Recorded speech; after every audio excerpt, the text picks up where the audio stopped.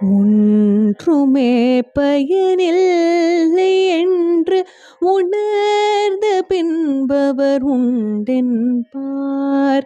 ஒவ்வொரு மனிதனும் ஒரு நாளின் நிலை ஏதுவதுருதி இதை உணர்ந்தால் அன்று செயலழிந்தலமரும் பொழுது சிவன் பெயர் நாவில் வாராதே. ஆதலினால் மனமே இன்றே சிவன் நாமம் சொல்லி பழகு அன்புடன் நம்பிக்கெட்டவர் எவரையா உமை நாயகனை திருமயிலையின் இறைவனை நம்பிக்கெட்டவர் எவரையா